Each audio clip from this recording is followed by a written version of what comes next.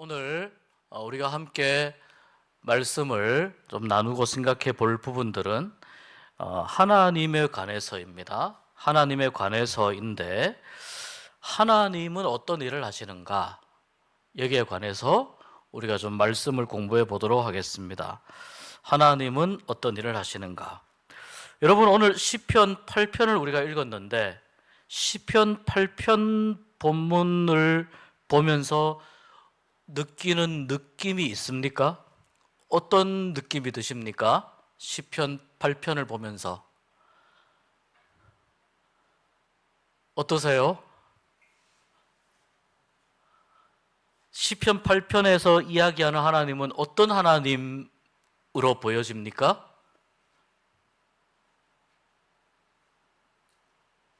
자, 문제를 내겠습니다. 객관식 문제. 1번 창조의 하나님, 2번 심판의 하나님. 자, 1번으로 여겨지십니까? 2번으로 여겨지십니까? 1번 쪽으로 많이 내용이 정리가 되시죠? 이 시편 8편은 하나님의 창조를 이야기하는 굉장히 대표적인 시입니다. 하나님의 창조와 또 그 하나님의 창조의 질서 가운데에서 하나님이 인간을, 사람을 가장 귀하게 여기신다. 이러한 내용이 잘 들어가 있는 시가 이 시편 8편입니다. 하나님의 창조와 내가 무슨 상관이야? 아주 상관이 있습니다. 상관이 많이 있습니다. 자, 그 부분을 우리가 오늘 좀 살펴보는데요. 하나님께서 천지를 만드시고 여기 보면 이렇게 말씀하는 부분이 있거든요. 4절에 한번 보시면 사람이 무엇이기에 주께서 그를 생각하시며 인자가 무엇이기에 주께서 그를 돌보시나이까. 사람이 무엇이기에, 인자는 뭐예요? 사람의 아들이잖아요. 똑같은 사람이에요.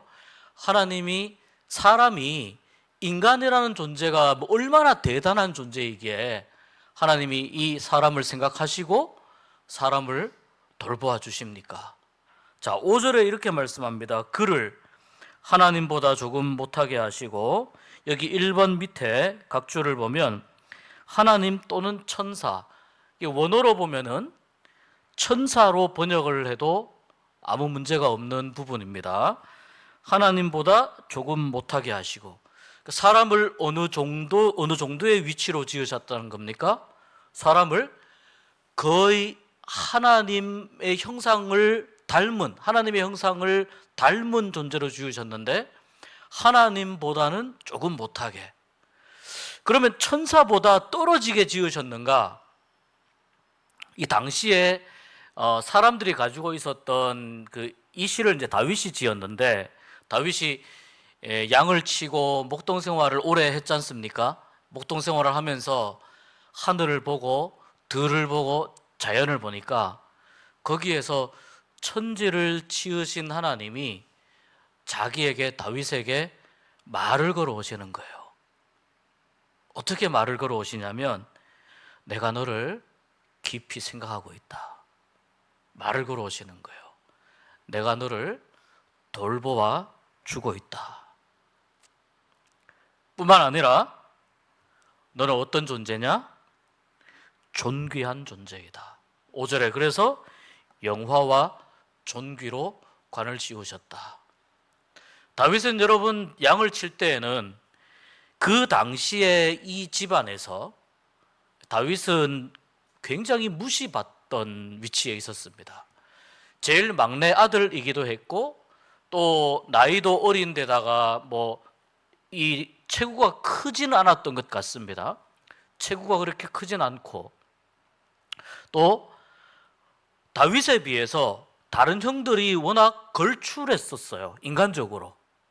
그러니까 다윗은 자연스럽게 형들의 그 위세와 이런 것들에 좀 밀려서, 또 거기에다가 막내이다 보니까 야, 중요한 일은 우리가 할 테니까 너는 가서 양이나 쳐. 이런 어떤 그 느낌의 삶을 살았던 거예요. 그래서 다윗의 입장에서는 양을 돌보면서, 아버지의 양을 치고 양을 돌보면서 다윗의 입장에서는 심리적으로 많이 위축될 수 있는 그런 상황, 그런 삶을 살았습니다.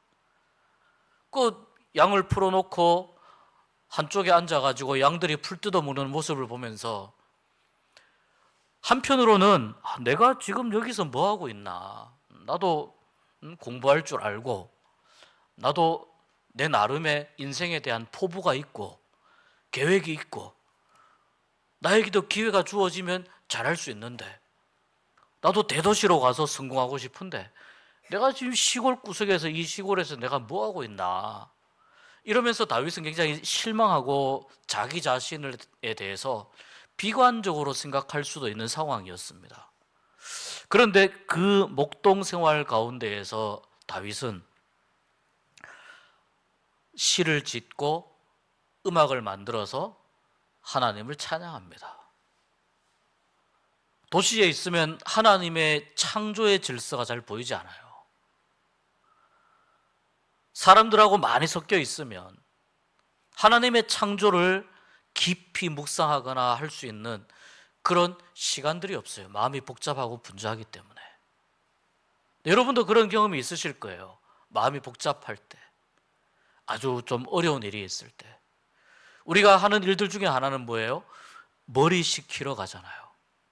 그 머리 식히러 어디로 갑니까? 산으로 가시고, 또 어디로, 간절곶은 안 가십니까? 저는 간절곶 가끔 가는데 간절곶도 가고 그러시죠. 바다도 보러 가고, 또 무언가 그냥 자연에 가까운 곳에 있으면 무언가 머리도 좀 복잡한 머리도 조금 맑아지는 것 같고 개운해지는 것 같고 그렇거든요. 그 다윗은 자기의 처해 있는 그 상황 속에서 상황을 절망하거나 그 상황 속에서 다윗은 자기 자신을 비관하지 않고 자기가 처해 있는 상황 속에서 다윗은 하나님과 대화할 줄 아는 사람이었어요. 여러분, 이게 다윗의 일생을 이끌어간 영성의 힘입니다. 이게. 그래서 양을 칠 때에는 사자라든지 늑대라든지 이런 사나운 짐승들, 그런 짐승들을 경계하면서 조심하면서 양을 최선을 다해서 돌보고, 또 그 자연 속에서 하나님이 들려주시는 이 아름다운 자연을 내가 지었다고 말씀하시는 하나님의 그 음성을 듣고, 하나님의 그 마음을 듣고 깨닫고 하나님을 노래할 줄 아는 다윗이었어요.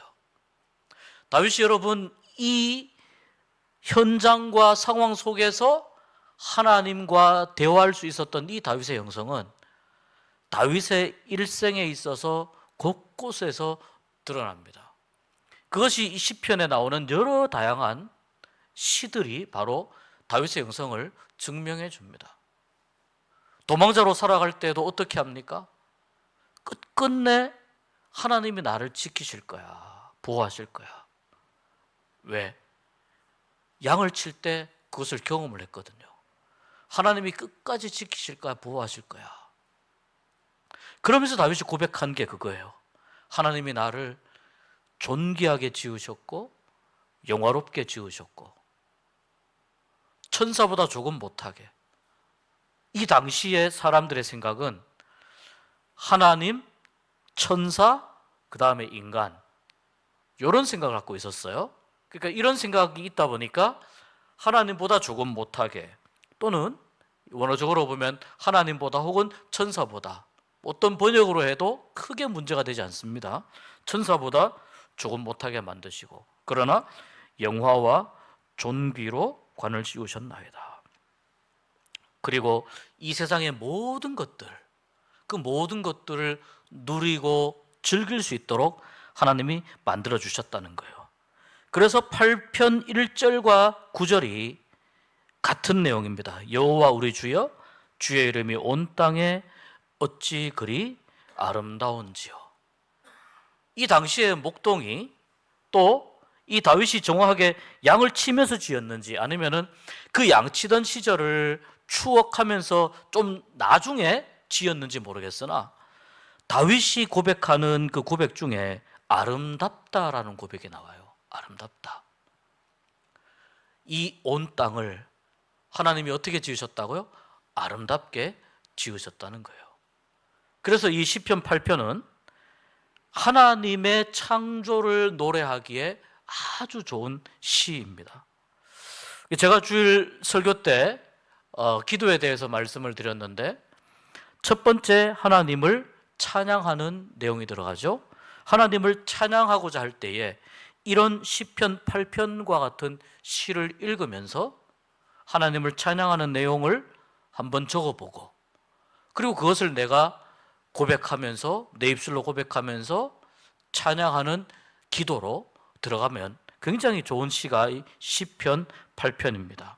그래서 기도하실 때에 여러분 시편 8편을 많이 애용해 주시기를 바랍니다. 오늘 이 말씀은 창조하신 하나님, 천지를 창조하신 하나님에 대해서 다윗이 시로 노래하는 부분이 나오는데 여러분 우리가 창조기사 하면 대부분 창세기 1장을 이야기합니다.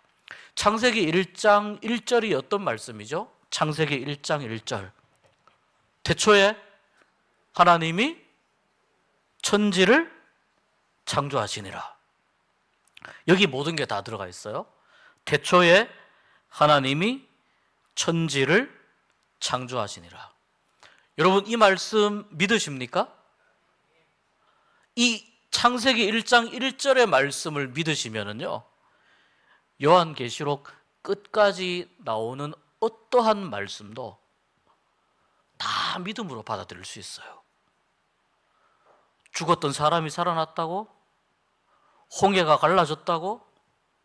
메추리들이 수도 없이 몰려와가지고 이스라엘 백성들이 한 달 동안 고기를 입에서 고기가 끼어 있는 그게 빠지기 전에 또 고기를 먹을 만큼 그렇게 풍족하게 고기를 먹었다고?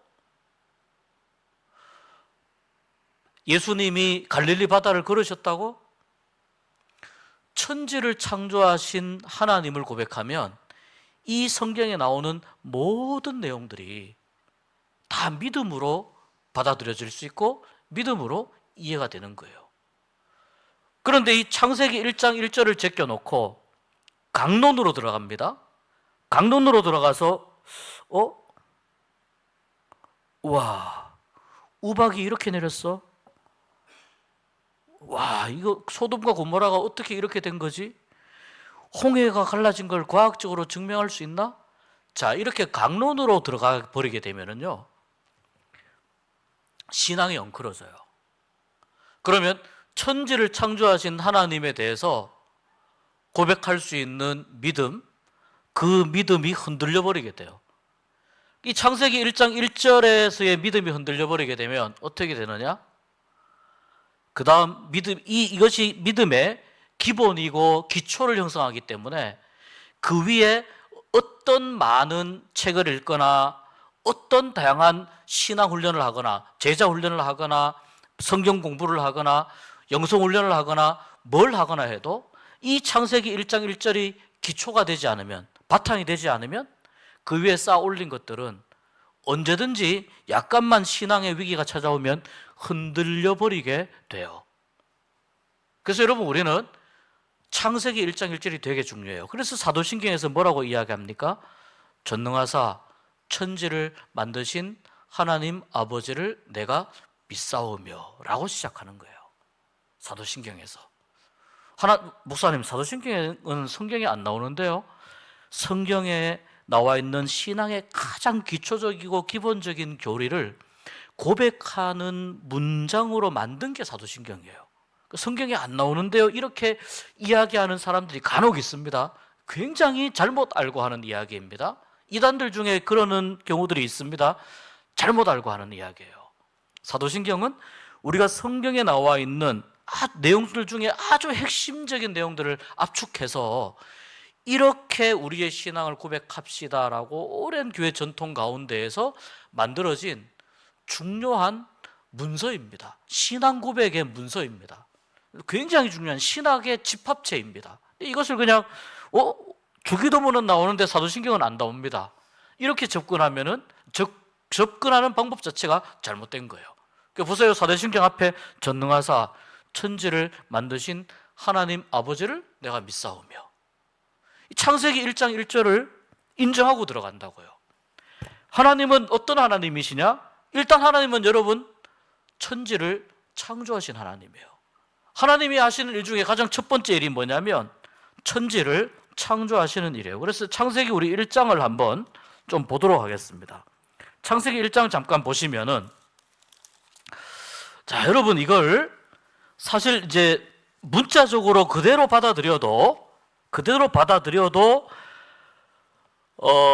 안 되는 건 아닙니다. 안 되는 건 아닌데, 제가 이 창조에 관한 기사를 읽으면서 제가 여러분에게 이 창조에 대해서 조금 더 깊이 있게 바라보도록 제가 질문을 하나 던지겠습니다. 자, 창세기 1장 1절 여러분이 다 고백하신다고 이야기했거든요. 신앙의 모든 주권과 모든 신앙의 내용이 이 창세기 1장 1절에서 나와 있는데, 오늘 이 말씀을, 이 창세기 1장을 잘 보면은 창조의 이야기가 세 부분으로 나누어져 있어요. 어떻게 나누어져 있냐면, 창세기 1장 1절은 전체 성경의 하나의 주제입니다. 그러니까 하나님은 창세기 1장부터 요한계시록 22장에 이르기까지 하나님은 어떤 분이시냐? 창조주 하나님으로 존재하시는 분입니다. 하나님은 창조주 하나님으로 존재하신다라는 것을 선언하는 말씀이 창세기 1장 1절입니다. 이 1장 1절 이하에서 2절부터 그 다음에 6일까지, 2절부터 여섯째 날이니라까지, 인간을 만드신 그때까지가 구체적인 창조의 내용이죠. 두 번째 창조의 내용입니다. 세 번째 뭐냐면은, 세 번째가 곧 창조의 완성이에요. 일곱째 되는 날 하나님이 어떻게 하셨습니까? 일곱째 되는 날 뭐 하셨죠? 네? 일곱째 되는 날 뭐 하셨죠? 머리가 복잡해서 바람 쐬러 가셨나요? 일곱째 되는 날 안식하셨죠? 예, 안식하셨어요. 우리가 간혹 안식을 창조의 내용에서 제외해서 이해하는 경우들이 간혹 있어요. 그런데 이 안식은 제외하는 게 아니고 안식까지 포함해서 창조가 완성이 되는 거예요. 그래서 안식이라고 하는 건 우리에게 굉장히 중요해요. 안식은 이제 2장부터 나오죠. 안식하신 내용이 굉장히 중요한데, 이 안식의 내용이, 안식에 관련되어 있는 이 말씀이 창조의 내용 전체를 완성한다라고 생각하면 되고, 따라서 우리도, 그래서 하나님이 이스라엘 백성들에게 십계명을 주시면서 안식일에 대한 안식일법을 주셨고, 오늘날 우리에게도 그 안식일법에 대한 개념이, 안식일법의 기본 정신이 오늘날 우리에게도 그대로 이어져 내려오고 있습니다. 이렇게 세 단계입니다. 이 태초에 하나님이 천지를 창조하시니라는 이렇게 선언을 하고 그 다음에 강론으로 들어가는데, 자, 여러분 한 가지 좀 재미있는 부분이 있어요. 뭐냐면 3절에, 1장 3절에 보시면 하나님이 이르시되 빛이 있으라 하시니 빛이 있었고, 자, 4절에 보면 빛이 하나님이 보시기에 좋았더라. 하나님이 빛과 어둠을 나누사. 5절에 우리 5절 같이 한번 읽어보겠습니다. 하나님이 빛을 낮이라 부르시고,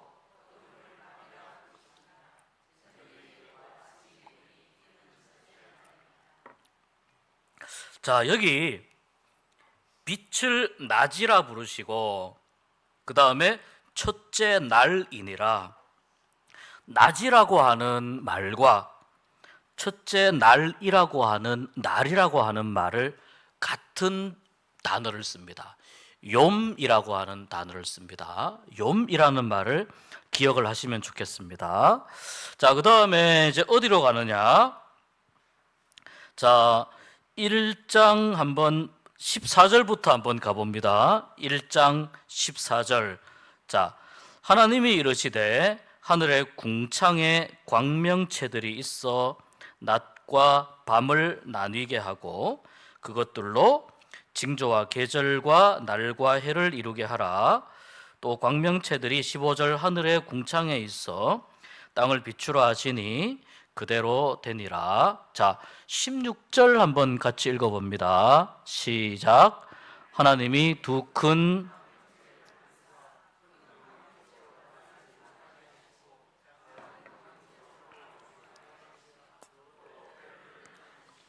네, 17절부터 19절까지 계속 읽어보겠습니다. 시작. 하나님이 그것들을 하늘의 궁창에 두어 땅을 비추게 하시며 낮과 밤을 주관하게 하시고 빛과 어둠을 나뉘게 하시니 하나님이 보시기에 좋았더라. 저녁이 되고 아침이 되니 이는 넷째 날이니라.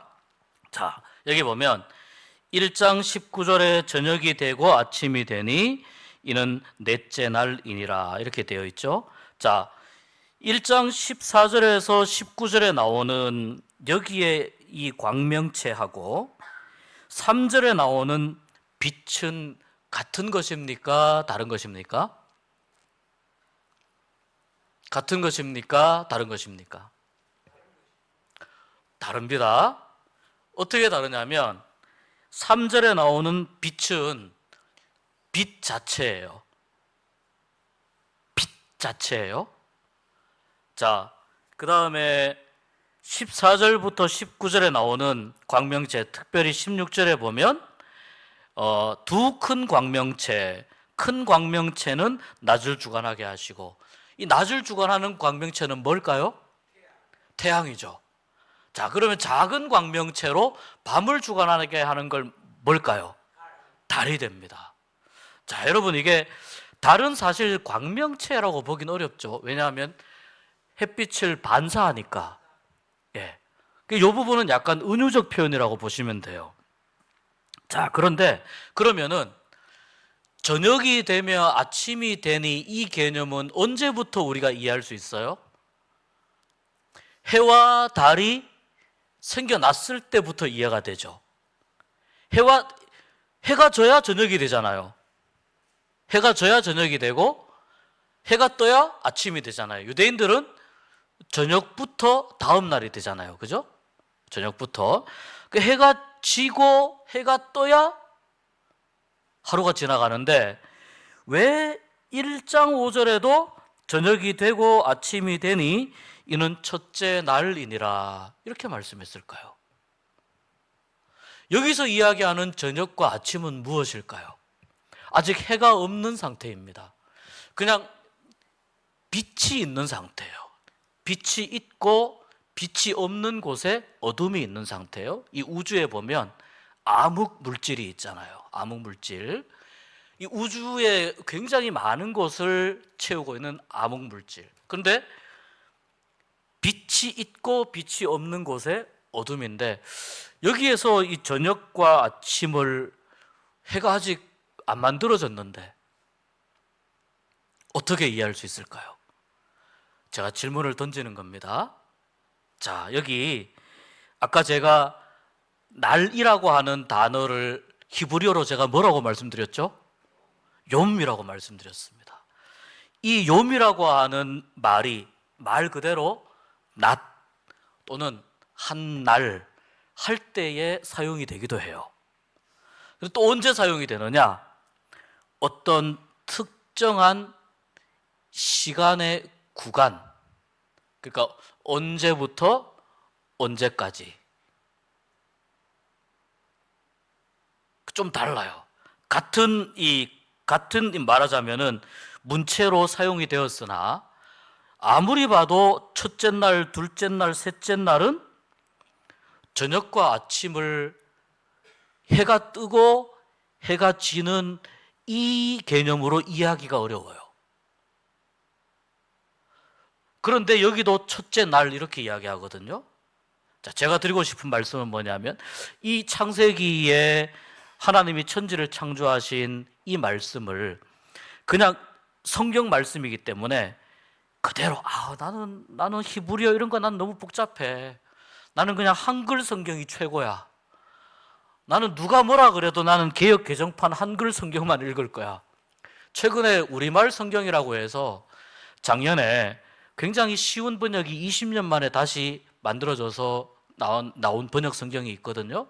제가 그걸 구해서 좀 읽어보니까 또 잘 읽히더라고요. 성경이 잘 읽히는데 나는 그것도 싫어. 나는 그냥 개역 개정판만 읽을 거야. 괜찮습니다. 그렇게 읽으실 분은 그냥 읽으셔도 됩니다. 그런데 이걸 조금 더 이렇게 이 천지 창조에 관한 말씀을 내가 조금 더 공부하기 싶은 분들은 이렇게 질문을 좀 던져 보시라는 거예요.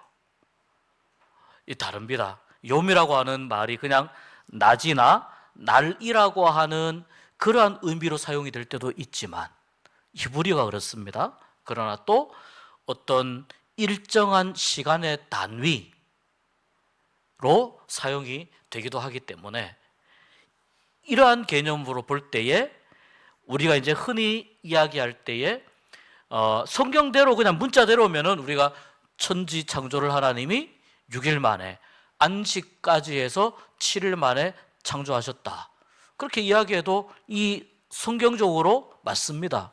맞는데 조금 더 깊이 공부하기 원하는 분들은 이렇게 질문들을 좀 던져보시면 좋겠다는 거예요. 그래서 이건 내가 생각하기에 좀 요 부분과 요 부분은 이해가 좀 안 되는데 그런 경우에는 적절한 질문을 던지시는 게 좋아요. 제가 이 수요신화 아카데미 기독교의 기본 진리 첫 번째 시간에 질문하는 신앙에 대해서 말씀을 드렸거든요. 적절한 질문은 던져보시는 게 좋습니다. 그리고 그 질문이 나를 더 깊은 신앙으로 이렇게 이끌어가는 그러한 질문이 될 때에 굉장히 좋은 질문이고 유용한 질문이 될 수 있습니다. 그러나 아무튼 하나님이 천지를 창조하셨다라고 하는 이 말씀을 조금 더 어떻게 깊이 있게 조금 더 내용을 들여다보든 그냥 성경 그대로 읽든지 간에 하나님이 천지를 창조하셨다라고 하는 이 사실 자체는 변함이 없는 거예요. 하나님 성경은 그것을 그대로 우리에게 선포하고 있습니다. 그래서 하나님은 어떤 분이시냐? 천지를 창조하는 분이신데, 천지를 창조하신 분이신데 이 창조의 질서를 계속해서 유지하시는 분입니다. 이것이 하나님이 하시는 두 번째 일입니다. 창조의 질서를 계속해서 유지하는 것, 이것을 뭐라고 하느냐? 섭리라고 합니다. 섭리. 하나님의 법칙, 창조 질서의 법칙대로 이 세상을 다스려 나가고 지켜 나가는 것, 그것을 섭리라고 합니다. 제가 올라오기 전에 한번 이렇게 사전 한번 이렇게 쳐보니까 섭리가 사전에 이렇게 나와 있어요. 자연계를 지배하고 있는 원리와 법칙, 이렇게 되어 있어요. 이걸 우리는 신앙적으로 이렇게 이해할 수 있습니다. 창조 질서를 보존하는 일, 그 다음에 그것을 하나님의 권능으로 다스리는 일, 이것을 섭리라고 합니다. 그런데 이 섭리의 과정 가운데에서 하나님이 갖고 계시는 권한의 일부를 사람에게 주십니다. 사람에게 그 권한의 일부를 부여해 주십니다. 이것을 뭐라고 하느냐? 위임한다고 그럽니다. 위임. 무슨 목적을 위해서 하나님의 권한을, 하나님이 갖고 계신 특별한 능력을 사람들에게 나누어 주셔서 위임하시느냐? 창조 질서를 이 땅에서 너희들이 유지시켜 가라 라는 의미로 하나님이 인간에게 하나님의 권한을 유지시켜 줍니다. 이것이 바로 창세기 1장 어디입니까? 창세기 1장 28절, 우리가 잘 아는 말씀이에요. 하나님이 그들에게 복을 주시며, 같이 읽어볼까요? 하나님이 그들에게 이르시되 생육하고 번성하여 땅에 충만하라. 땅을 정복하라. 바다의 물고기와 하늘의 새와 땅에 움직이는 모든 생물을 다스리라 하시니라. 자, 여기 생육하고 번성하고 충만하고 정복하고 다스리라. 이것은 무엇을 전제로 하느냐? 하나님의 창조 질서를 유지시켜 나가는, 하나님의 창조 질서를 깨뜨리지 않는 범위에서 다스리고 정복하고 자연을 사용을 하고 땅에 번성하고 충만한 것을 의미합니다. 예를 들어서 너무 아마존이나 인도네시아 이런 원시림을 벌목을 너무 많이 해가지고 나무를 너무 많이 잘라가지고 지구의 산소가 부족해지는 것, 이건 극단적으로 이야기하면 창조 질서를 유지하는 게 아니죠. 이런 것들은 하나님이 부여하신 권한에 해당이 되지 않아요. 여기에서 중요한 게 뭐냐면 남용하지 말라는 거예요. 남용하지 말라. 이 내용이 바로 이 말씀 가운데 들어가 있어요. 그러면 이제 하나님의 창조 질서를 남용하거나 조금 더 나아가서 하나님의 창조의 그 권한, 하나님이 부여해 주신 권한을 남용하거나 조금 더 나아가서 잘못 사용하는 사람이 있을 수 있거든요. 그래서 여러분, 의인과 악인을 이렇게 구별해 볼 수 있습니다. 의인은 창조의 질서를 유지해 가는 사람으로 볼 수 있고, 악인은 창조의 질서를 깨뜨리는 사람으로 볼 수 있어요. 이제 이런 관점에서 창조의 질서와 자연 환경과 우주 또는 지구의 생태계와 이제 이런 관점으로 조금만 그쪽으로 더 나가면 이제 생태 신학이라든지 이런 신학으로 이제 넘어가게 됩니다. 자, 그런데 거기까지 오늘은 갈 필요 없습니다. 하나님의 창조의 질서를 유지하려는 사람이 있고 깨뜨리려고 하는 사람이 있어요. 살인을 하는 것은 창조의 질서를 유지하는 겁니까? 깨뜨리는 겁니까? 깨뜨리는 겁니다. 자, 거짓말하는 것은 창조의 질서를 유지하는 겁니까? 깨뜨리는 겁니까? 깨뜨리는 겁니다. 이런 걸 이야기하는 겁니다. 그런데 이 땅 가운데는 의인과 악인이 같이 섞여서 살고 있어요. 함께 섞여서 살아요. 왜 그럴까요? 하나님이 사랑의 하나님이시기 때문에 의인에게도 악인에게도 똑같은 기회를 주기 위해서입니다. 의인에게도 악인에게도. 그래서 이 하나님이 만들어주신 이 땅 가운데에서 악인이라도 열심히 살면은 일시적으로나마 잘 되는 것을 봅니다. 여러분 주위에도 그런 경우들 있잖아요. 저 사람은 정말 악한 사람인데, 좋은 사람이라고 볼 수 없는데 잘 되는 것처럼 보일 때가 있거든요. 반면에 하나님의 뜻대로 살려고 몸부림치고 안간힘 쓰는 사람 중에도 잘 안 되는 경우도 있어요. 왜 그러냐면 하나님은 이 땅 가운데에서 기회를 균등하게 주셨단 말이죠. 그래서 성경이 이렇게 말씀해요. 하늘에 계신 너희 아버지가 해를, 마태복음 5장의 예수님의 말씀에 해를 악인과 선인에게 비추시며 비를 의로운 자와 불의한 자에게 내려주심이라. 왜? 똑같이 기회를 주시는 거예요. 누구는 잘 되는 것 같고 누구는 잘 안 되는 것 같은데, 그러나 무슨 차이가 있느냐? 무슨 차이가 있느냐? 악인에게는 마지막에 심판이 있고 의인에게는 마지막에 영생이 있다는 거예요. 그러니까 결국 마지막은 온다는 겁니다. 거기까지 하나님이 뭐 하신다고요? 심판 전까지 악인도 돌아오기를 기다리시는 거예요. 이게 사랑의 하나님이시거든요. 돌아오기를 기다리십니다. 그래서 에스겔 18장에 주 여호와의 말씀이니라. 내가 어찌 악인이 죽는 것을 조금인들 기뻐하랴.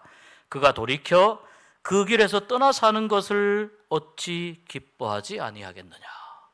길에서 돌이켜 떠나 사는 것을 하나님이 기뻐하신다. 악인이 죽는 것을 하나님이 기뻐하시지 않는다는 거예요. 그래서 참고 참으면서 돌아오기를 기다리시는 겁니다. 자, 그런데 제가 말씀드린 대로 창조의 하나님이 창조의 질서를 유지하시는 일을 섭리라고 했습니다. 그리고 그 일의 일부를 사람에게 주셨습니다. 근데 사람들 보니까 두 종류예요.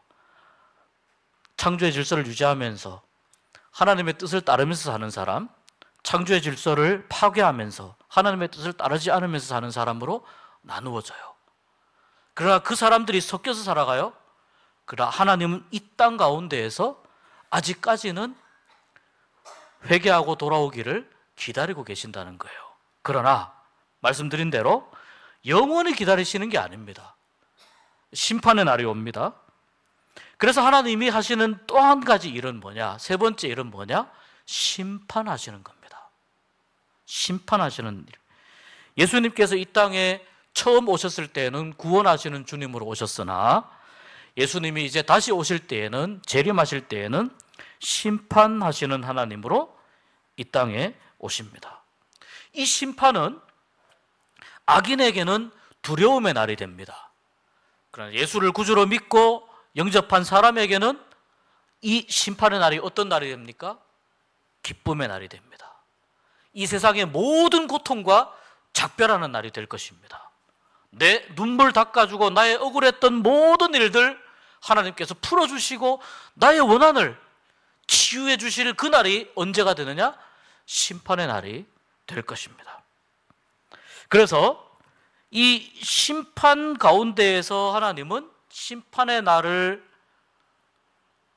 준비하시면서 동시에 구원을 완성시켜 가는 분이에요. 그래서 하나님이 하시는 또 한 가지 일은 뭐냐면 구원을 완성하시는 일을 하시는 거예요. 구원을 완성하시고 하나님 나라로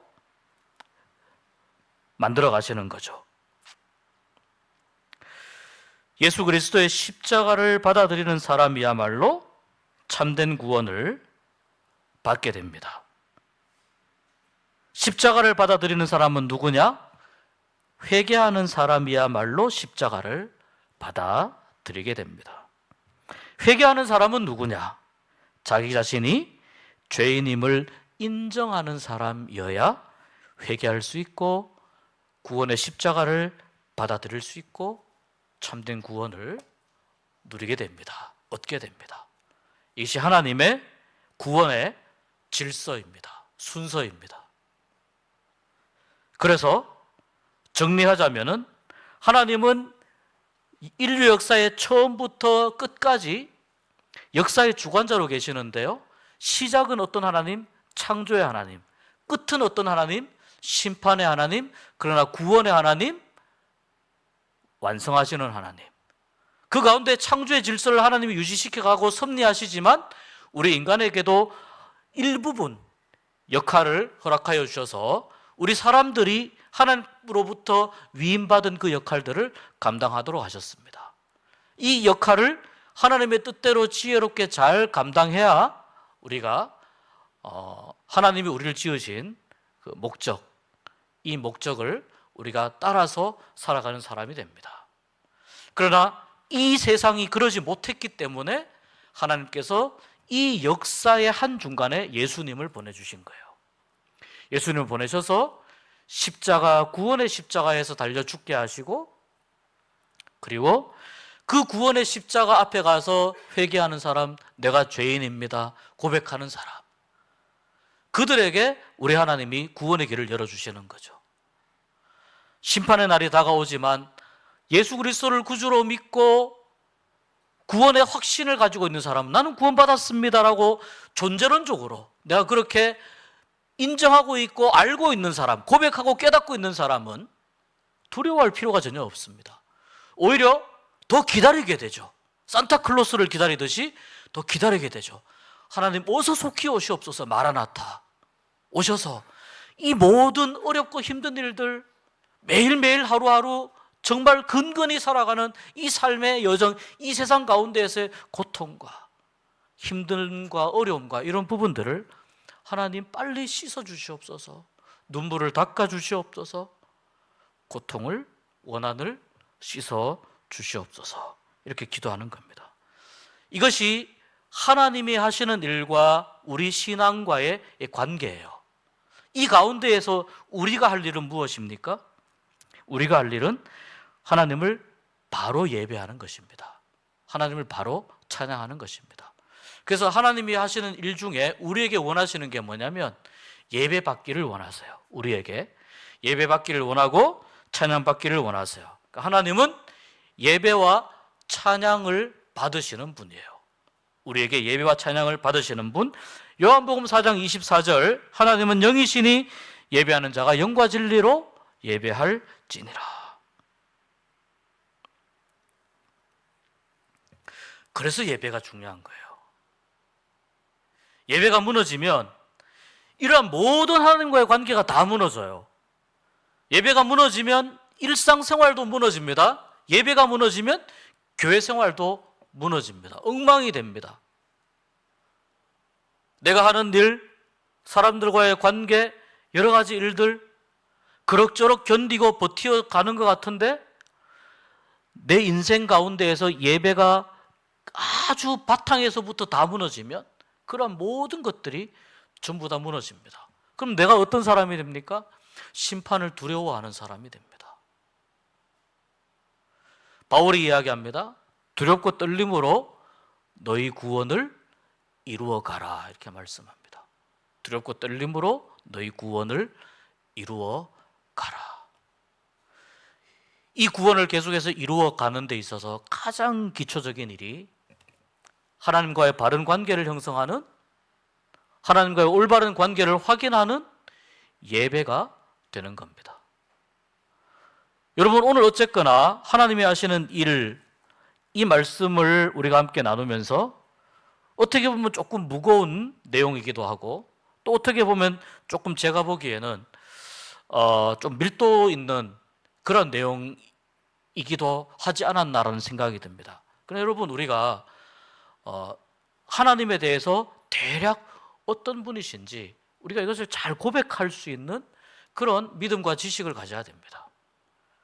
그래서 하나님을 기쁘게 찬양하고 또 하나님을 바로 알고 바로 예배하는 여러분들이 되시기를 주의 이름으로 축복합니다.